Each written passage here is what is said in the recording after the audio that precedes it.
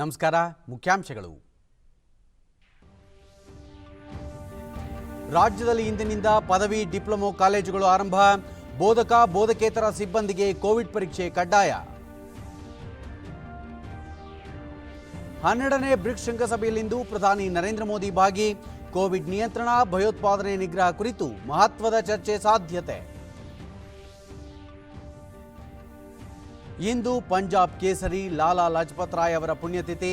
ವೀರ ಸ್ವಾತಂತ್ರ್ಯ ಸೇನಾನಿಗೆ ದೇಶದ ನಮನ. ಮುಂದಿನ ವರ್ಷ ನಡೆಯಲಿರುವ ಟೋಕಿಯೋ ಒಲಿಂಪಿಕ್ ಕ್ರೀಡಾಕೂಟದ ಯಶಸ್ಸಿಗೆ ಅಗತ್ಯ ಕ್ರಮ. ಜಪಾನ್ ಮಾಜಿ ಪ್ರಧಾನಿ ಶಿಂಜೋ ಅಬೆ. ವಾರ್ತೆಗಳ ವಿವರ. ಇಂದಿನಿಂದ ಪ್ರಸಕ್ತ ಶೈಕ್ಷಣಿಕ ವರ್ಷದ ಕಾಲೇಜುಗಳು ಪ್ರಾರಂಭವಾಗಿದ್ದು, ಯುಜಿಸಿ ಮಾರ್ಗಸೂಚಿಯಂತೆ ಭೌತಿಕ ತರಗತಿಗಳು ಕಾರ್ಯಾರಂಭ ಮಾಡಿವೆ. ಮೊದಲ ಹಂತದಲ್ಲಿ ಅಂತಿಮ ಪದವಿ, ಸ್ನಾತಕೋತ್ತರ ಪದವಿ, ಡಿಪ್ಲೊಮೊ ಕಾಲೇಜುಗಳು ಆರಂಭವಾಗಿದ್ದು, ಕೊರೋನಾ ಸೋಂಕು ನಿಯಂತ್ರಣ ಉದ್ದೇಶದಿಂದ ವಿದ್ಯಾರ್ಥಿಗಳು, ಬೋಧಕ ಬೋಧಕೇತರ ಸಿಬ್ಬಂದಿ ಕಾಲೇಜು ಪ್ರವೇಶಿಸುವ ಮುನ್ನ 72 ಗಂಟೆಗಳ ಒಳಗಾಗಿ ಕೋವಿಡ್-19 ಸೋಂಕು ಪತ್ತೆ ಪರೀಕ್ಷೆಯನ್ನು ಮಾಡಿಸಿಕೊಳ್ಳಬೇಕು. ಇದಕ್ಕಾಗಿ ಕಾಲೇಜುಗಳಲ್ಲೂ ಸಹ ಪೂರಕ ವ್ಯವಸ್ಥೆ ಕಲ್ಪಿಸಬೇಕು ಎಂದು ಉನ್ನತ ಶಿಕ್ಷಣ ಇಲಾಖೆ ಈಗಾಗಲೇ ಸೂಚನೆ ನೀಡಿದೆ. ಮೊದಲ ದಿನ ವಿದ್ಯಾರ್ಥಿಗಳ ಸಂಖ್ಯೆ ಅತ್ಯಂತ ಕಡಿಮೆ ಇದ್ದು, ಬೋಧಕ ಮತ್ತು ಬೋಧಕೇತರ ಸಿಬ್ಬಂದಿ ಹೆಚ್ಚಿನ ಪ್ರಮಾಣದಲ್ಲಿ ಕಾಲೇಜಿಗೆ ಆಗಮಿಸಿರುವುದು ಕಂಡುಬಂತು. ಬೆಂಗಳೂರಿನಲ್ಲಿ 432 ಕಾಲೇಜುಗಳು 60,000 ಬೋಧಕ ಮತ್ತು ಬೋಧಕೇತರ ಸಿಬ್ಬಂದಿಗೆ ಸೋಂಕು ಪತ್ತೆ ಪರೀಕ್ಷೆ ಮಾಡಲು ಬಿಬಿಎಂಪಿಯ 198 ವಾರ್ಡ್ಗಳಲ್ಲಿ ಸೂಕ್ತ ವ್ಯವಸ್ಥೆ ಕಲ್ಪಿಸಲಾಗಿದೆ. 141 ಬಿಬಿಎಂಪಿಯ ಪ್ರಾಥಮಿಕ ಆರೋಗ್ಯ ಕೇಂದ್ರಗಳು ಹಾಗೂ 450 ಸಂಚಾರಿ ವಾಹನಗಳ ಮೂಲಕ ಗಂಟಲು ದ್ರವ ಮಾದರಿ ಸಂಗ್ರಹಿಸಲಾಗುತ್ತಿದೆ. ಆನ್ಲೈನ್ ತರಗತಿಗಳಿಗೆ ಹಾಜರಾಗಲು ಸಹ ವಿದ್ಯಾರ್ಥಿಗಳಿಗೆ ಅವಕಾಶ ಕಲ್ಪಿಸಲಾಗಿದೆ.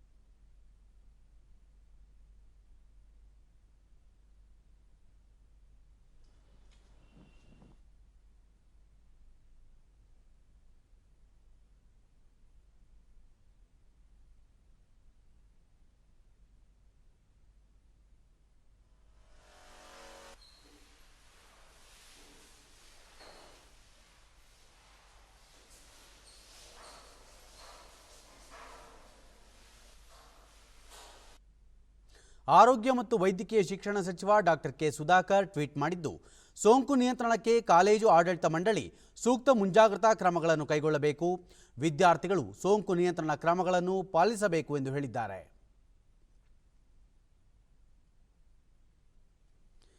ಯುಜಿಸಿ ಮಾರ್ಗಸೂಚಿ ಅನ್ವಯ ಮೈಸೂರಿನಲ್ಲೂ ಕಾಲೇಜುಗಳು ಆರಂಭವಾಗಿವೆ. ಮಹಾರಾಣಿ ಕಾಲೇಜಿನಲ್ಲಿ ಕೊರೋನಾ ಸೋಂಕು ನಿಯಂತ್ರಣ ಕುರಿತಾದ ಸಕಲ ಸಿದ್ಧತೆಗಳನ್ನು ಕೈಗೊಳ್ಳಲಾಗಿದೆ.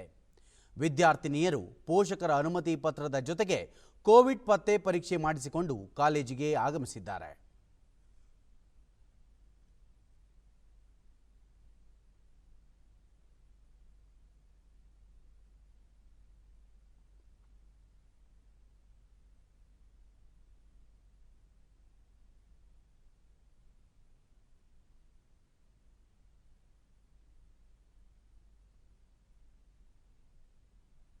ಡಿಡಿ ನ್ಯೂಸ್ನೊಂದಿಗೆ ಕಾಲೇಜಿನಲ್ಲಿ ಎಲ್ಲಾ ರೀತಿ ಕೋವಿಡ್-19 ಸುರಕ್ಷತಾ ಕ್ರಮಗಳನ್ನು ಕೈಗೊಂಡಿದ್ದೇವೆ. ಸೋಂಕು ಪರೀಕ್ಷೆಯಲ್ಲಿ ನೆಗೆಟಿವ್ ಬಂದಿರುವ ವಿದ್ಯಾರ್ಥಿಗಳಿಗೆ ಕಾಲೇಜಿಗೆ ಬರಲು ಅವಕಾಶ ಕಲ್ಪಿಸಲಾಗಿದೆ ಎಂದು ತಿಳಿಸಿದರು. ಎರಡು ರಿಪೋರ್ಟ್ ತರಲಿಕ್ಕೆ ಕೇಳಿದ್ವಿ. ಒಂದು ಕೋವಿಡ್-19 ಟೆಸ್ಟ್ ರಿಪೋರ್ಟ್, ಅದು ನೆಗೆಟಿವ್ ಇರಬೇಕು, ಅವರಿಗೆ ಮಾತ್ರ ಪ್ರವೇಶ. ಮತ್ತು ಇನ್ನೊಂದು ಅವರ ಪೋಷಕರಿಂದ ಒಂದು ಕನ್ಸೆಂಟ್ ಲೆಟರು. ನಾವು ನಮ್ಮ ಮಕ್ಕಳನ್ನು ಕಾಲೇಜಿಗೆ ಕಳಿಸ್ತಿದ್ದೀವಿ, ಸುರಕ್ಷತೆ ದೃಷ್ಟಿಯಿಂದ ಎಲ್ಲ ನಮ್ಮ ಜವಾಬ್ದಾರಿ ಆಗಿರುತ್ತೆ ಅಂತ ಒಂದು ಕನ್ಸೆಂಟ್ ಲೆಟರ್ನು ಸಹ ನಾವು ಕೇಳಿದ್ದೀವಿ. ತುಂಬಾ ಖುಷಿ ಆಗ್ತದೆ. ವಿದ್ಯಾರ್ಥಿನಿ ಪ್ರಿಯದರ್ಶಿನಿ ಸೋಂಕು ಸುರಕ್ಷತಾ ಕ್ರಮಗಳನ್ನು ಅನುಸರಿಸಿ ಕಾಲೇಜಿಗೆ ಆಗಮಿಸಿದ್ದೇವೆ. ಆನ್ಲೈನ್ ತರಗತಿಗಳಲ್ಲಿ ಹಲವಾರು ಅಡಚಣೆ ಉಂಟಾಗುತ್ತಿತ್ತು. ಈಗ ಕಾಲೇಜು ಆರಂಭಿಸಿರುವುದರಿಂದ ಕಲಿಕೆಗೆ ಹೆಚ್ಚು ಅನುಕೂಲವಾಗಲಿದೆ ಎಂದು ಹೇಳಿದರು. ಕಾಲೇಜಸ್ ಎಲ್ಲ ಸ್ಟೂಡೆಂಟ್ಸ್ ಹೇಗೆ ಬರ್ತಾರಂತ ನೋಡಬೇಕು ಸರ್.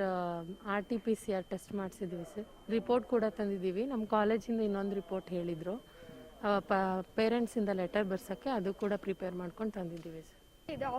ಮತ್ತೋರ್ವ ವಿದ್ಯಾರ್ಥಿನಿ ಜ್ಯೋತಿಕಾ 8 ತಿಂಗಳ ನಂತರ ಕಾಲೇಜಿಗೆ ಬಂದಿರುವುದು ಖುಷಿಯಾಗಿದೆ. ಹೆಚ್ಚಿನ ಸುರಕ್ಷತೆಯನ್ನು ವಹಿಸಿ ತರಗತಿಗಳಿಗೆ ಹಾಜರಾಗುತ್ತಿದ್ದೇವೆ ಎಂದರು. ಹಾಕೊಂಡು ಸೋಷಿಯಲ್ ಡಿಸ್ಟೆನ್ಸ್ ಮೇಂಟೈನ್ ಮಾಡಿದ್ರೆ ಆರಾಮಾಗಿ ಬರ್ಬೋದು, ಕ್ಲಾಸಸ್ ಅಟೆಂಡ್ ಮಾಡ್ಬೋದು.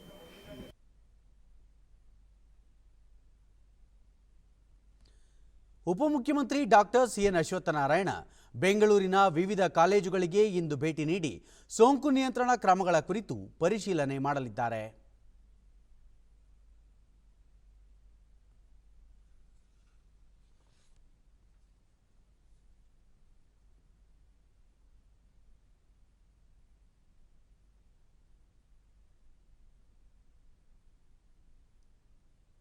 ಈ ಮಧ್ಯೆ ಕೆಪಿಸಿಸಿ ಅಧ್ಯಕ್ಷ DK ಶಿವಕುಮಾರ್ ಕಾಲೇಜುಗಳನ್ನು ಆರಂಭ ಮಾಡಿದರಷ್ಟೇ ಸಾಲದು, ವಿದ್ಯಾರ್ಥಿಗಳಿಗೆ ಸೂಕ್ತ ಸುರಕ್ಷತಾ ವಾತಾವರಣ ನಿರ್ಮಿಸಬೇಕು, ಪೋಷಕರಲ್ಲಿನ ಕಳವಳ ನಿವಾರಿಸಬೇಕು ಎಂದು ಹೇಳಿದರು. ಪೇರೆಂಟ್ಸ್ಗೆ ಸ್ಕೂಲ್ ಇರ್ಬೋದು, ಕಾಲೇಜ್ ಇರ್ಬೋದು, ಅವ್ರಿಗೆ ಆದಂಥ ಒಂದು ಸಮಾಧಾನ, ಅವ್ರಿಗೆ ರಕ್ಷಣೆ ಎಲ್ಲ ಕೊಡಬೇಕಾದ್ರು, ಮಾರ್ಗದರ್ಶನ ಕೊಡಬೇಕಾದ್ರು ಸರ್ಕಾರದ ಕೆಲಸ. ಬೆಂಗಳೂರು ಕೃಷಿ ವಿಶ್ವವಿದ್ಯಾಲಯದ 55ನೇ ಸಂಸ್ಥಾಪನಾ ದಿನಾಚರಣೆ ಇಂದು ನಡೆಯಿತು. ಕಾರ್ಯಕ್ರಮ ಉದ್ಘಾಟಿಸಿದ ಕೃಷಿ ಸಚಿವ BC ಪಾಟೀಲ್, ಕೃಷಿ ವಿಶ್ವವಿದ್ಯಾಲಯಗಳು ಗುಣಮಟ್ಟದ ತಳಿಗಳನ್ನು ಅನ್ವೇಷಣೆ ಮಾಡಬೇಕು, ಕೃಷಿಯಲ್ಲಿ ಆಧುನಿಕ ತಂತ್ರಜ್ಞಾನ ಬಳಕೆಗೆ ಆದ್ಯತೆ ನೀಡಿ ರೈತರ ಆದಾಯ ಹೆಚ್ಚಿಸಲು ಗಮನ ಹರಿಸಬೇಕು, ಯುವ ಸಮೂಹ ಹೆಚ್ಚಿನ ಪ್ರಮಾಣದಲ್ಲಿ ಕೃಷಿಯಲ್ಲಿ ತೊಡಗಿಕೊಳ್ಳಬೇಕು ಎಂದು ಸಲಹೆ ಮಾಡಿದ್ದಾರೆ. ಮಣ್ಣಿನ ಸತ್ವ ಪರೀಕ್ಷೆಗೆ ಸರ್ಕಾರ ಆದ್ಯತೆ ನೀಡಿದ್ದು, ಕೊಪ್ಪಳದಲ್ಲಿ ರೈತ ಸಂಪರ್ಕ ಕೇಂದ್ರಗಳಿಂದ ಸಂಚಾರಿ ವಾಹನಗಳ ಮೂಲಕ ಮಣ್ಣಿನ ಗುಣಮಟ್ಟ ಪರೀಕ್ಷೆ ಮಾಡುವ ವಿನೂತನ ಕ್ರಮವನ್ನು ಈ ಮಾಸಾಂತ್ಯದ ವೇಳೆಗೆ ಜಾರಿಗೆ ತರುತ್ತಿದ್ದು, ಬಳಿಕ ರಾಜ್ಯಾದ್ಯಂತ ವಿಸ್ತರಣೆ ಮಾಡಲಾಗುವುದು ಎಂದು ಸಚಿವ BC ಪಾಟೀಲ್ ತಿಳಿಸಿದ್ದಾರೆ. ಪ್ರಧಾನಿ ನರೇಂದ್ರ ಮೋದಿ ಅವರು ಇಂದು ನಡೆಯಲಿರುವ 12ನೇ ಬ್ರಿಕ್ಸ್ ಶೃಂಗಸಭೆಯಲ್ಲಿ ಭಾಗಿಯಾಗಲಿದ್ದಾರೆ. ಕೊರೋನಾ ಸಾಂಕ್ರಾಮಿಕದ ಹಿನ್ನೆಲೆಯಲ್ಲಿ ಈ ಶೃಂಗಸಭೆ ವರ್ಚುವಲ್ ಮಾಧ್ಯಮದ ಮೂಲಕ ನಡೆಯುತ್ತಿದೆ. ರಷ್ಯಾ ಶೃಂಗದ ಆತಿಥ್ಯ ವಹಿಸಿದೆ. ಜಾಗತಿಕ ಸ್ಥಿರತೆ, ಹಂಚಿಕೆಯ ಭದ್ರತೆ ಮತ್ತು ನಾವೀನ್ಯತೆಯಿಂದ ಕೂಡಿದ ಪ್ರಗತಿ ಈ ಶೃಂಗಸಭೆಯ ಧ್ಯೇಯವಾಕ್ಯವಾಗಿದ್ದು, ನಾಯಕರು ಬ್ರಿಕ್ಸ್ ರಾಷ್ಟ್ರಗಳ ನಡುವಿನ ಸಹಕಾರ, ಜಾಗತಿಕ ದೃಷ್ಟಿಕೋನದ ವಿವಿಧ ಪ್ರಮುಖ ವಿಚಾರಗಳ ಬಗ್ಗೆ ಚರ್ಚಿಸುವ ನಿರೀಕ್ಷೆ ಇದೆ. ಕೋವಿಡ್-19 ಮಹಾಮಾರಿಯಿಂದ ಉದ್ಭವಿಸಿರುವ ಪರಿಣಾಮ ತಗ್ಗಿಸುವ ಮಾರ್ಗೋಪಾಯಗಳು, ಭಯೋತ್ಪಾದನೆ ನಿಗ್ರಹಕ್ಕೆ ಸಹಕಾರ, ವ್ಯಾಪಾರ, ಆರೋಗ್ಯ, ಇಂಧನ ಮತ್ತು ಜನ ವಿನಿಮಯ ಕುರಿತಂತೆಯೂ ನಾಯಕರು ಚರ್ಚೆ ನಡೆಸಲಿದ್ದಾರೆ. ಭಾರತ 2021ರಲ್ಲಿ ನಡೆಯಲಿರುವ ಬ್ರಿಕ್ಸ್ನ 13ನೇ ಶೃಂಗಸಭೆಯ ಆತಿಥ್ಯ ವಹಿಸಲಿದ್ದು, ಅಧ್ಯಕ್ಷತೆಯನ್ನು ವಹಿಸಿಕೊಳ್ಳಲಿದೆ.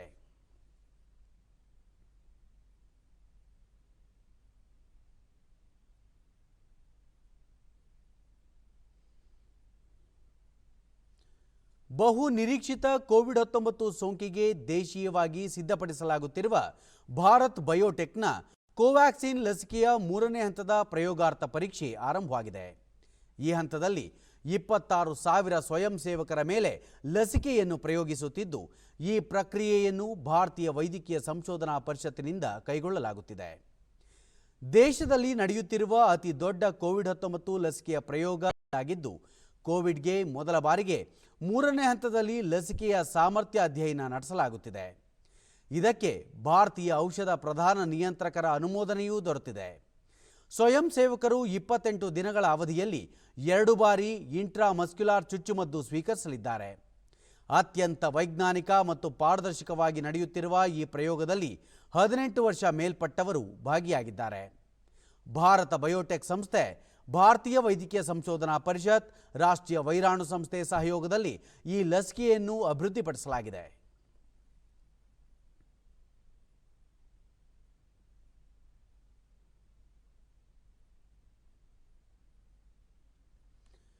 ಕಳೆದ 24 ಗಂಟೆಗಳಲ್ಲಿ 29,164 ಕೊರೋನಾ ಸೋಂಕು ಪ್ರಕರಣಗಳು ಪತ್ತೆಯಾಗಿದ್ದು, ಒಟ್ಟು ಸೋಂಕಿತರ ಸಂಖ್ಯೆ 88,74,291ಕ್ಕೆ ಏರಿಕೆಯಾಗಿದೆ. ದೇಶದಲ್ಲಿ ಕೊರೋನಾ ಸೋಂಕಿತರ ಚೇತರಿಕೆ ಪ್ರಮಾಣದಲ್ಲಿ ಏರಿಕೆಯಾಗುತ್ತಿದೆ. ಒಂದೇ ದಿನ 40,791 ಸೋಂಕಿತರು ಗುಣಮುಖರಾಗಿದ್ದು, ಒಟ್ಟು 82,90,371 ಸೋಂಕಿತರು ಗುಣಮುಖರಾಗಿದ್ದಾರೆ. ಚೇತರಿಕೆ ಪ್ರಮಾಣ 93.42%ಕ್ಕೆ ಹೆಚ್ಚಳವಾಗಿದೆ. ಒಂದೇ ದಿನ 449 ಮಂದಿ ಮೃತಪಟ್ಟಿದ್ದು, ಒಟ್ಟು 1,30,30,519 ಮಂದಿ ಮೃತಪಟ್ಟಿದ್ದಾರೆ. ಮರಣ ದರ 1.47%ರಲ್ಲಿದೆ. 4,53,401 ಸೋಂಕಿತರು ವಿವಿಧ ಆಸ್ಪತ್ರೆಗಳಲ್ಲಿ ಚಿಕಿತ್ಸೆ ಪಡೆಯುತ್ತಿದ್ದು, ಸಕ್ರಿಯ ಪ್ರಕರಣಗಳ ಸಂಖ್ಯೆ 5.11%ಕ್ಕೆ ಇಳಿಕೆಯಾಗಿದೆ. ವಿಶ್ವವನ್ನೇ ಕಾಡುತ್ತಿರುವ ಸಾಂಕ್ರಾಮಿಕ ಕೊರೋನಾ ತ್ವರಿತವಾಗಿ ಹಬ್ಬುವುದನ್ನು ತಡೆಯಲು ದೇಶದಲ್ಲಿ ಪರೀಕ್ಷೆ, ಸಂಪರ್ಕ ಪತ್ತೆ ಮತ್ತು ಸೂಕ್ತ ಚಿಕಿತ್ಸೆಗೆ ಕೇಂದ್ರ ಆರೋಗ್ಯ ಮತ್ತು ಕುಟುಂಬ ಕಲ್ಯಾಣ ಸಚಿವಾಲಯ ಒತ್ತು ನೀಡಿದ್ದು, ಕೊರೋನಾ ಮಾದರಿ ಪರೀಕ್ಷೆಗೂ ಆದ್ಯತೆ ನೀಡಿದೆ. ನಿನ್ನೆ ಒಂದೇ ದಿನ ದೇಶದಲ್ಲಿ 8,44,382 ಕೊರೋನಾ ಮಾದರಿ ಪರೀಕ್ಷೆ ನಡೆಸಲಾಗಿದ್ದು, ಇದರೊಂದಿಗೆ ಈವರೆಗೆ ದೇಶದಲ್ಲಿ ನಡೆಸಲಾದ ಒಟ್ಟು ಕೊರೋನಾ ಮಾದರಿಗಳ ಪರೀಕ್ಷೆಗಳ ಸಂಖ್ಯೆ 12,65,42,907 ದಾಟಿದೆ ಎಂದು ತಿಳಿಸಿದೆ. ಉತ್ತರ ಅರಬ್ಬಿ ಸಮುದ್ರದಲ್ಲಿ ಇಂದು 2ನೇ ಮಲಬಾರ್ ಸಮರಾಭ್ಯಾಸ ಆರಂಭವಾಗಲಿದೆ. ಈ ತಿಂಗಳ ಆದಿಭಾಗದಲ್ಲಿ ಮೊದಲ ಸಮರಾಭ್ಯಾಸ ನಡೆದಿತ್ತು. ಭಾರತ, ಆಸ್ಟ್ರೇಲಿಯಾ, ಜಪಾನ್, ಅಮೆರಿಕ ರಾಷ್ಟ್ರಗಳ ನೌಕಾ ವಿಭಾಗಗಳಿಂದ ಸಮರ ಸಾಹಸ ಪ್ರದರ್ಶನ ನಡೆಯಲಿದೆ. ಈ ಜಂಟಿ ಸಮರಾಭ್ಯಾಸದಲ್ಲಿ ಭಾರತೀಯ ನೌಕೆ ವಿಕ್ರಮಾದಿತ್ಯ, ಅಮೆರಿಕದ ಕ್ಯಾರಿಯರ್ ಸ್ಟ್ರೈಕ್ ಪ್ರದರ್ಶನ ನೀಡಲಿವೆ. ಇದಲ್ಲದೆ 4 ದಿನಗಳ ಕಾಲ ನಡೆಯುವ ಸಮರಾಭ್ಯಾಸದಲ್ಲಿ ನೌಕಾಪಡೆಯ ಹಡಗುಗಳು, ಜಲಾಂತರ್ಗಾಮಿಗಳು, ಯುದ್ಧ ವಿಮಾನಗಳು ಸಹ ಭಾಗಿಯಾಗಲಿವೆ. ಪ್ರದರ್ಶನದಲ್ಲಿ ವಿಕ್ರಮಾದಿತ್ಯ ತಂಡದಿಂದ ಅತ್ಯಾಧುನಿಕ MiG-29K ಯುದ್ಧ ವಿಮಾನಗಳು ಮತ್ತು ಅಮೆರಿಕದ ಕ್ಯಾರಿಯರ್ ಸ್ಟ್ರೈಕ್ನಿಂದ E-2C ಯುದ್ಧ ವಿಮಾನಗಳು ಭಾಗಿಯಾಗಲಿವೆ. ಭೂ ಮೇಲ್ಮೈ ಹಾಗೂ ಜಲಾಂತರ್ಗಾಮಿ ಯುದ್ಧ ಸಮರಾಭ್ಯಾಸ ಸೇರಿದಂತೆ ಆಧುನಿಕ ಸಮರ ಸಾಮರ್ಥ್ಯ ಮತ್ತು ತಂತ್ರಗಳು ಪ್ರದರ್ಶನಗೊಳ್ಳಲಿವೆ. 15ನೇ ಹಣಕಾಸು ಆಯೋಗದ ವರದಿಯನ್ನು ಪ್ರಧಾನಿ ನರೇಂದ್ರ ಮೋದಿ ಅವರಿಗೆ ನಿನ್ನೆ ಸಲ್ಲಿಸಲಾಗಿದೆ. ಆಯೋಗದ ಅಧ್ಯಕ್ಷ NK ಸಿಂಗ್, ಸದಸ್ಯರಾದ ಅಜಯ್ ನಾರಾಯಣ್ ಝಾ, ಅನೂಪ್ ಸಿಂಗ್, ಡಾಕ್ಟರ್ ಅಶೋಕ್ ಲಹರಿ, ಆಯೋಗದ ಕಾರ್ಯದರ್ಶಿ ಅರವಿಂದ್ ಮೆಹ್ತಾ ಈ ಸಂದರ್ಭದಲ್ಲಿ ಉಪಸ್ಥಿತರಿದ್ದರು. ಆಯೋಗ ಈ ವರದಿಯನ್ನು ಇದೇ 4ರಂದು ರಾಷ್ಟ್ರಪತಿ ರಾಮನಾಥ್ ಕೋವಿಂದ್ ಅವರಿಗೆ ಸಲ್ಲಿಸಿದ್ದು, ಇಂದು ಕೇಂದ್ರ ಹಣಕಾಸು ಸಚಿವೆ ನಿರ್ಮಲಾ ಸೀತಾರಾಮನ್ ಅವರಿಗೆ ವರದಿಯನ್ನು ಔಪಚಾರಿಕವಾಗಿ ಸಲ್ಲಿಸಲಿದೆ.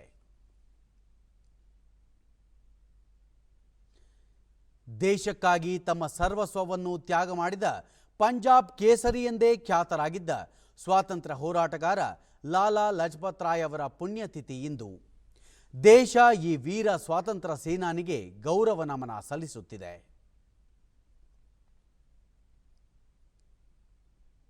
ऐसे वीर सेनानी थे जिन्होंने देश के लिए अपना सर्वस्व न्योछावर कर दिया. राष्ट्र ಕೇಂದ್ರ ವಾರ್ತಾ ಮತ್ತು ಪ್ರಸಾರ ಖಾತೆ ಸಚಿವ ಪ್ರಕಾಶ್ ಜಾವಡೇಕರ್ ಟ್ವೀಟ್ ಸಂದೇಶದಲ್ಲಿ ಪಂಜಾಬ್ ಕೇಸರಿ ಲಾಲಾ ಲಜಪತ್ ರಾಯ್ ಅವರ ಪುಣ್ಯತಿಥಿಯ ಸಂದರ್ಭದಲ್ಲಿ ಕೋಟಿ ಕೋಟಿ ನಮನ ಸಲ್ಲಿಸುವುದಾಗಿ ತಿಳಿಸಿದ್ದಾರೆ.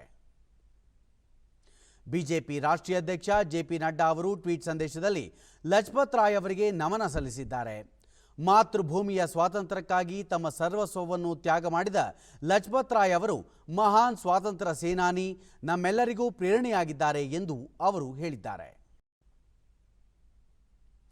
ಮುಖ್ಯಮಂತ್ರಿ BS ಯಡಿಯೂರಪ್ಪ ಲಾಲಾ ಲಜಪತ್ ರಾಯ್ ಅವರನ್ನು ಸ್ಮರಿಸಿದ್ದು, ದೇಶದ ಸ್ವಾತಂತ್ರ್ಯ ಸಂಗ್ರಾಮದಲ್ಲಿ ಲಜಪತ್ ರಾಯ್ ಅವರ ಹೆಸರು ಹಾಗೂ ಹೋರಾಟಗಳು ನಮಗೆ ಸ್ಫೂರ್ತಿದಾಯಕ ಎಂದು ತಮ್ಮ ಟ್ವೀಟ್ ಸಂದೇಶದಲ್ಲಿ ತಿಳಿಸಿದ್ದಾರೆ.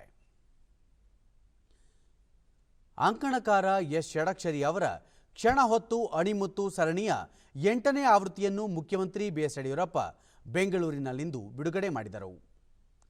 ಸಚಿವರಾದ ಬಸವರಾಜ ಬೊಮ್ಮಾಯಿ, ಕೆ ಗೋಪಾಲಯ್ಯ, ಆದಿಚುಂಚನಗಿರಿ ಮಠದ ನಿರ್ಮಲಾನಂದನಾಥ ಸ್ವಾಮೀಜಿ, ಪತ್ರಕರ್ತರಾದ ಹರಿಪ್ರಕಾಶ್ ಕೋಡೆಮನೆ, ವಿಶ್ವೇಶ್ವರ ಭಟ್ ಮತ್ತಿತರ ಗಣ್ಯರು ಉಪಸ್ಥಿತರಿದ್ದರು.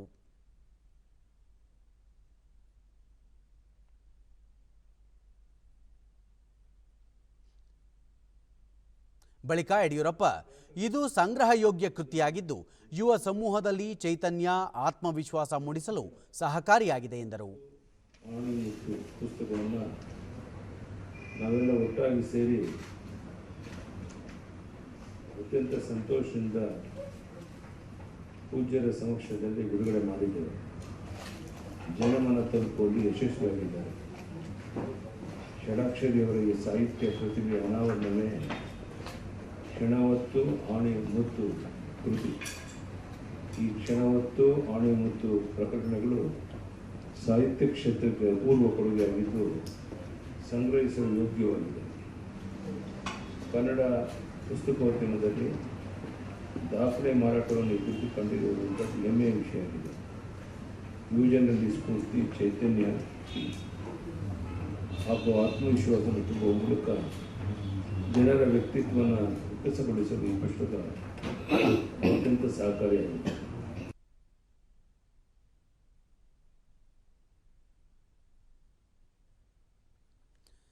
ರಾಜ್ಯ ಭಾರತ್ ಸ್ಕೌಟ್ಸ್ ಮತ್ತು ಗೈಡ್ ಸಂಸ್ಥೆ ಹಮ್ಮಿಕೊಂಡಿದ್ದ ಪರಿಸರ ಸ್ನೇಹಿ ದೀಪಾವಳಿ ಅಭಿಯಾನದ ಅಂಗವಾಗಿ ಚಾಮರಾಜನಗರ ಜಿಲ್ಲೆಯ ಯಳಂದೂರು ತಾಲೂಕಿನ ಮಲ್ಲಾರಪಾಳ್ಯ ಗ್ರಾಮದಲ್ಲಿ ಸ್ಕೌಟ್ಸ್ ಮತ್ತು ಗೈಡ್ಸ್ನ ಯುವ ಸಮಿತಿಯ ಸದಸ್ಯರು ರಾಸಾಯನಿಕ ಮುಕ್ತ ಮತ್ತು ಬೀಜಗಳನ್ನೊಳಗೊಂಡ ಹಸಿರು ದೀಪಗಳನ್ನು ಸಾರ್ವಜನಿಕರಿಗೆ ವಿತರಿಸಿ ಹಬ್ಬ ಆಚರಣೆಯ ನಂತರ ಹಣತೆಗಳನ್ನು ಮಣ್ಣಿನ ಗುಂಡಿಗಳಲ್ಲಿ ಮುಚ್ಚಿ ಪರಿಸರ ಜಾಗೃತಿ ಮೂಡಿಸಿದ್ದಾರೆ.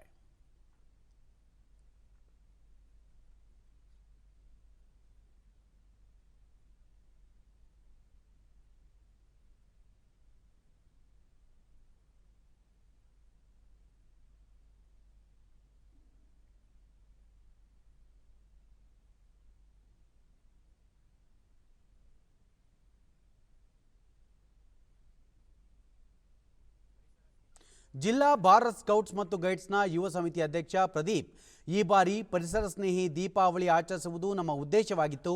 ಹಾಗಾಗಿ ಹಸಿರು ಹಣತೆಗಳನ್ನು ತಯಾರಿಸಿ ಎಲ್ಲರಿಗೂ ವಿತರಿಸುವ ಮೂಲಕ ಪರಿಸರ ಜಾಗೃತಿ ಮೂಡಿಸಿರುವುದಾಗಿ ಹೇಳಿದರು. ಹಣತೆ ಮಾಡಿ ಅದಕ್ಕೆ ಬೀಜವನ್ನು ಹಾಕಿ ಪರಿಸರ ಸ್ನೇಹಿ ಎಂಬ ದೀಪಾವಳಿ ಕಾರ್ಯಕ್ರಮವನ್ನು ಈ ಬಾರಿ ಆಚರಣೆ ಮಾಡಲು ನಾವು ಪಣ ತೊಟ್ಟಿದ್ದೇವೆ. ಈ ಒಂದು ಕಾರ್ಯಕ್ರಮ ಸ್ಥಳೀಯರಾದ ಬಂಡಳ್ಳಿ ಲೋಕೇಶ್, ಇದೊಂದು ವಿಭಿನ್ನ ಜಾಗೃತಿಯಾಗಿದ್ದು ಪರಿಸರ ಸ್ನೇಹಿ ಹಣತೆ ಅಭಿಯಾನದಿಂದ ಮಾಲಿನ್ಯ ತಡೆಗಟ್ಟಲು ಸಹಕಾರಿಯಾಗಿದೆ ಎಂದರು. ಎಲ್ಲರೂ ಸದುಪಯೋಗ ಪಡಿಸ್ಕೋಬೇಕು. ಇನ್ನೊಂದು ವಿಚಾರ ಏನಪ್ಪಾ ಅಂತಂದ್ರೆ, ಕೋವಿಡ್ ಇರೋದ್ರಿಂದ ನಮ್ಮ ಮಾಮೂಲಿ ಪಟಾಕಿ ಹೊಡೆಯೋದ್ರಿಂದ ಪರಿಸರ ಮಾಲಿನ್ಯ ಆಗುತ್ತೆ. ಈ ಒಂದು ದೀಪವನ್ನು ನಾವು ದೀಪಾವಳಿಯಾಗಿ ಆಚರಿಸಿದ್ದು ಬಂದ್ರೆ ಯಾವುದೇ ತರ ಪೊಲ್ಯೂಷನ್ ಆಗಲ್ಲ, ಮಾಲಿನ್ಯ ಆಗಲ್ಲ. ಹಾಗಾಗಿ ಎಲ್ಲರೂ ಅನುಕೂಲವಾಗುತ್ತದೆ. ದೀಪ ಮಾಡಿದೀವಿ. ಮಲ್ಲಾರಪಾಳ್ಯ ಗ್ರಾಮದ ಸುನೀತಾ ಸಾವಯವ ಮಣ್ಣು ಮತ್ತು ಹಸುವಿನ ಸಗಣಿ ಜೊತೆಗೆ ಬೀಜಗಳನ್ನು ಮಿಶ್ರಣ ಮಾಡಿ ಸಿದ್ಧಪಡಿಸಿದ ಹಣತೆಗಳನ್ನು ಬಳಸಿ ಅರ್ಥಗರ್ಭಿತ ದೀಪಾವಳಿ ಆಚರಿಸಿದ್ದೇವೆ ಎಂದರು. ಯೂಸ್ ಆಗೋ ತರನೇ ಮಾಡಿದೀವಿ. ಮೂರು ಮಣ್ಣು ಮತ್ತೆ ಗೊಬ್ಬರ ಎಲ್ಲಾನು ಮಿಕ್ಸ್ ಮಾಡಿ ಅದನ್ನ ಬೀಜ ಎಲ್ಲಾನು ಹಾಕಿ ನೀಟಾಗಿ ನಾವು ದೀಪ ಮಾಡಿ. ಪ್ಲಾಸ್ಟಿಕ್ ತ್ಯಾಜ್ಯ ಪರಿಸರಕ್ಕೆ ಮಾರಕ, ಅದರ ಮರುಬಳಕೆ ವ್ಯಾಪ್ತಿ ಕೂಡ ಕಡಿಮೆ. ಆದರೆ ಚಾಕೊಲೇಟ್, ರ್ಯಾಪರ್, ಟೆಟ್ರಾ ಪ್ಯಾಕ್, ತಿಂಡಿ ತಿನಿಸುಗಳ ಪ್ಯಾಕೆಟ್ಗಳಿಂದ ಮನೆ ಕಟ್ಟಬಹುದು. ಇದು ಅಚ್ಚರಿ ಎನಿಸಿದರೂ ಸತ್ಯ. ಮಂಗಳೂರಿನ ಪಚ್ಚನಾಡಿಯಲ್ಲಿ ಪ್ಲಾಸ್ಟಿಕ್ ಮನೆ ನಿರ್ಮಿಸಲಾಗಿದೆ. Plastic for change India foundation ರಾಜ್ಯದಲ್ಲಿ ಈ ಮಾದರಿಯ ಮನೆ ನಿರ್ಮಿಸುವ ಗುರಿ ಹೊಂದಿದೆ. ಹೈದರಾಬಾದ್ನ ಖಾಸಗಿ ಸಂಸ್ಥೆಯೊಂದಿಗೆ ಒಪ್ಪಂದ ಮಾಡಿಕೊಂಡು ಸರ್ವಋತು ಪ್ಲಾಸ್ಟಿಕ್ ಮನೆಯನ್ನು ನಿರ್ಮಿಸಿದೆ. ಪಚ್ಚನಾಡಿಯ ತ್ಯಾಜ್ಯ ಸಂಗ್ರಹಿಸುವ ಕಮಲ ಈ ಮನೆಯ ಒಡತಿಯಾಗಿದ್ದಾರೆ.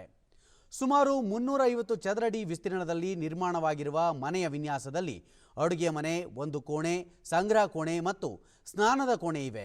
ಇದಕ್ಕೆ ಸುಮಾರು 1,500 kg ಪ್ಲಾಸ್ಟಿಕ್ ತ್ಯಾಜ್ಯ ಬಳಕೆ ಮಾಡಲಾಗಿದೆ. ಇದಕ್ಕೆ 4.5 ಲಕ್ಷ ರೂಪಾಯಿ ವೆಚ್ಚ ತಗುಲಿದ್ದು, ಬೇಡಿಕೆ ಹೆಚ್ಚಾದರೆ ವೆಚ್ಚ ಕಡಿಮೆಯಾಗುವ ಸಾಧ್ಯತೆ ಇದೆ.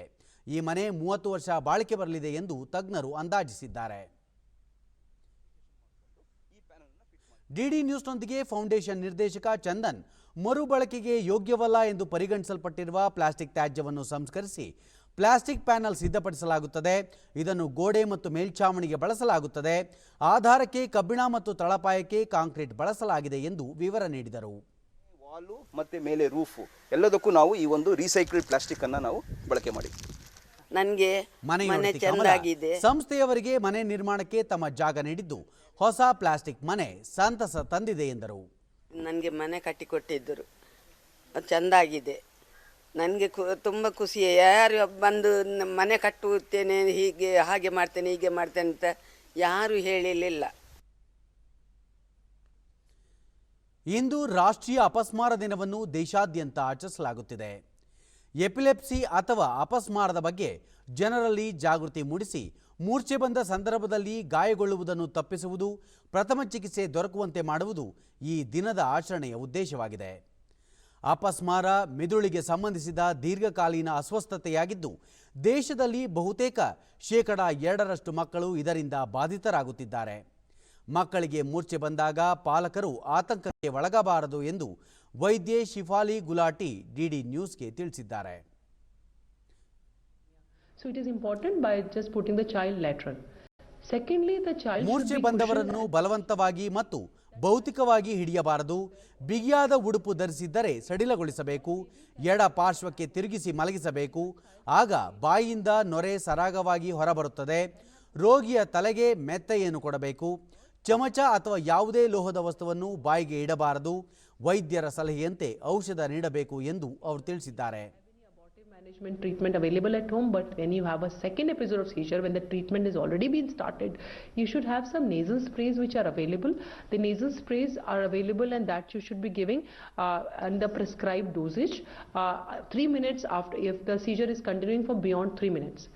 For school, in the anterior part of the card, ಮಕ್ಕಳಿಗೆ ಅಪಸ್ಮಾರ ಇದ್ದರೆ ಅದನ್ನು ಶಾಲೆಯ ಆಡಳಿತ ಮಂಡಳಿಗೆ ತಿಳಿಸಬೇಕು ಮತ್ತು ಮೂರ್ಛೆ ಬಂದಾಗ ನೀಡಬೇಕಾದ ಔಷಧವನ್ನು ಜೊತೆಯಲ್ಲಿ ಅಥವಾ ಶಾಲಾ ಬ್ಯಾಗ್ನಲ್ಲಿ ಇಡಬೇಕು ಮತ್ತು ಅದರ ಬಳಕೆ ಹೇಗೆ ಎಂಬ ಬಗ್ಗೆ ಕೈಪಿಡಿಯನ್ನು ಇಡುವುದು ಸೂಕ್ತ ಎಂದು ಅವರು ತಿಳಿಸಿದರು. A seizure diary which is there in the first 2 pages of the seizure diary. We have what are the do's and don'ts for epilepsy, and then we have what is the recovery position. So these are available on our website, and even the video of how exactly to take care of the child at the domiciliary level is on the website. One should not try to open the mouth or put anything inside the mouth. It can lead to some fractures and all, and it can be very dangerous, and we should ensure that the child is cushioned from the surroundings so that he or she does not hurt or injure himself, the head or any of the legs or anything, and should not fall down. Foremost, parents have a tendency to hide from the school. They should not be hiding from the school, and they should be telling the school what the child has and show the prescription and this card which has been made for them. And when the child is having seizures, it's new onset seizures and or they are having quite a few seizures, and then they are advised not to go for swimming or cycling initially, but once they are controlled, then they can do it in a supervised manner. And the parents are also should be confiding in the teachers everything whatever they've been told by the doctors. This is very, very crucial. ಪ್ರಧಾನಿ ನರೇಂದ್ರ ಮೋದಿ ಅವರು ಇಂದು ಸಂಜೆ Bloomberg ನೂತನ ಆರ್ಥಿಕ ವೇದಿಕೆಯ 3ನೇ ವಾರ್ಷಿಕ ಸಭೆ ಉದ್ದೇಶಿಸಿ ಭಾಷಣ ಮಾಡಲಿದ್ದಾರೆ. 2018ರಲ್ಲಿ ಮೈಕೆಲ್ ಬ್ಲೂಮ್ಬರ್ಗ್ ಈ ಆರ್ಥಿಕ ವೇದಿಕೆ ಸ್ಥಾಪಿಸಿದ್ದರು. ಐತಿಹಾಸಿಕ ಪರಿವರ್ತನೆಯ ಹಾದಿಯಲ್ಲಿ ವಿಶ್ವ ಆರ್ಥಿಕತೆ ಎದುರಿಸುತ್ತಿರುವ ನಿರ್ಣಾಯಕ ಸವಾಲುಗಳ ಬಗ್ಗೆ ಕ್ರಿಯಾತ್ಮಕ ಪರಿಹಾರಗಳಿಗೆ ಕಾರಣವಾಗುವ ನೈಜ ಮಾತುಕತೆಯಲ್ಲಿ ತೊಡಗಿಕೊಳ್ಳಲು ನಾಯಕರಿಗೆ ಇದು ವೇದಿಕೆ ಒದಗಿಸುತ್ತದೆ. ಪ್ರಥಮ ಅಧಿವೇಶನ ಸಿಂಗಾಪುರದಲ್ಲಿ ಮತ್ತು 2ನೇ ವಾರ್ಷಿಕ ವೇದಿಕೆ ಬೀಜಿಂಗ್ನಲ್ಲಿ ನಡೆದಿತು. ಜಾಗತಿಕ ಆರ್ಥಿಕ ನಿರ್ವಹಣೆ, ವಾಣಿಜ್ಯ ಮತ್ತು ಹೂಡಿಕೆ, ತಂತ್ರಜ್ಞಾನ, ನಗರ ಬದಲಾವಣೆ ಮೊದಲಾದ ವಿಚಾರಗಳ ಬಗ್ಗೆ ವೇದಿಕೆಯಲ್ಲಿ ಚರ್ಚೆಗಳು ನಡೆಯಲಿವೆ. ಈ ವರ್ಷ ಕೋವಿಡ್-19 ಸಾಂಕ್ರಾಮಿಕದ ಹಿನ್ನೆಲೆಯಲ್ಲಿ ಇಡೀ ವಿಶ್ವದ ಆರ್ಥಿಕತೆಯೇ ನಲುಗಿರುವಾಗ ಆರ್ಥಿಕತೆಗೆ ಮರು ಚೈತನ್ಯ ನೀಡುವ ಕುರಿತು ಚರ್ಚೆ ನಡೆಯುವ ನಿರೀಕ್ಷೆ ಇದೆ. ದೆಹಲಿ ಪೊಲೀಸರು ಜೈಷ್ ಸಂಘಟನೆಗೆ ಸೇರಿದ 2 ಭಯೋತ್ಪಾದಕರನ್ನು ಬಂಧಿಸಿದ್ದಾರೆ. ಇವರು ರಾಜಧಾನಿಯಲ್ಲಿ ದಾಳಿ ನಡೆಸಲು ಸಂಚು ರೂಪಿಸಿದ್ದರು ಎಂದು ಪೊಲೀಸರು ತಿಳಿಸಿದ್ದಾರೆ. ಬಂಧಿತರಿಂದ ಪಿಸ್ತೂಲುಗಳನ್ನು ವಶಪಡಿಸಿಕೊಳ್ಳಲಾಗಿದ್ದು, ಇವರು ಜಮ್ಮು ಕಾಶ್ಮೀರಕ್ಕೆ ಸೇರಿದವರು ಎನ್ನಲಾಗಿದೆ.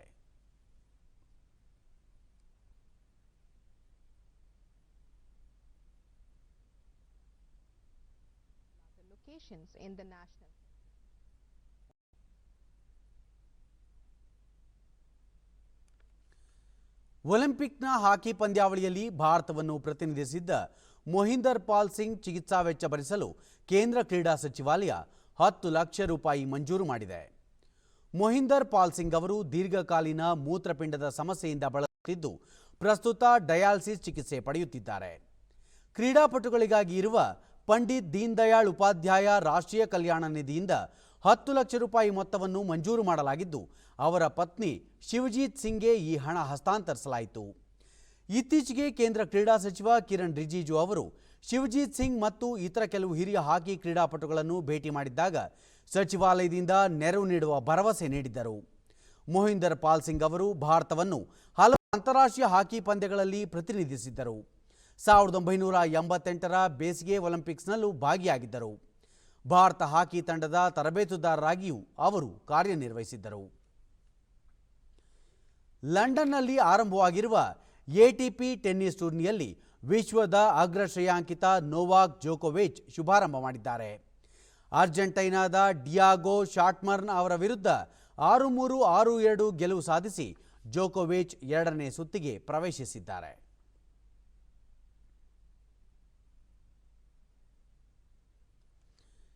ಮುಂದಿನ ವರ್ಷ ಜಪಾನ್ನಲ್ಲಿ ಟೋಕಿಯೋ ಒಲಿಂಪಿಕ್ ಕ್ರೀಡಾಕೂಟ ಯಶಸ್ವಿಯಾಗಿ ನಡೆಯಲಿದೆ ಎಂದು ಜಪಾನ್ನ ಮಾಜಿ ಪ್ರಧಾನಿ ಶಿಂಜೋ ಅಬೆ ವಿಶ್ವಾಸ ವ್ಯಕ್ತಪಡಿಸಿದ್ದಾರೆ. ಕ್ರೀಡಾಕೂಟ ನಡೆಸುವ ಕುರಿತು ಆದೇಶ ಪತ್ರವನ್ನು ಅಂತಾರಾಷ್ಟ್ರೀಯ ಒಲಿಂಪಿಕ್ ಕ್ರೀಡಾಕೂಟದ ಮುಖ್ಯಸ್ಥ ಥಾಮಸ್ ಬೀಚ್ ಅವರಿಂದ ಸ್ವೀಕರಿಸಿದ ನಂತರ ಅವರು ಕ್ರೀಡಾಕೂಟ ಸುಗಮವಾಗಿ ನಡೆಸಲು ಅಗತ್ಯ ಕ್ರಮ ಕೈಗೊಳ್ಳುವುದಾಗಿ ತಿಳಿಸಿದ್ದಾರೆ.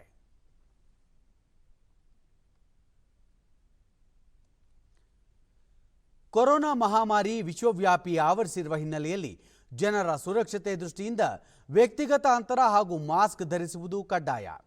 ನಮ್ಮನ್ನು ಹಾಗೂ ಇತರರನ್ನು ಕೋವಿಡ್ನಿಂದ ರಕ್ಷಿಸಲು ಪ್ರತಿಯೊಬ್ಬರೂ ಸರಿಯಾಗಿ ಮುಖಗವಸು ಧರಿಸುವುದು ಅಗತ್ಯವಾಗಿದೆ.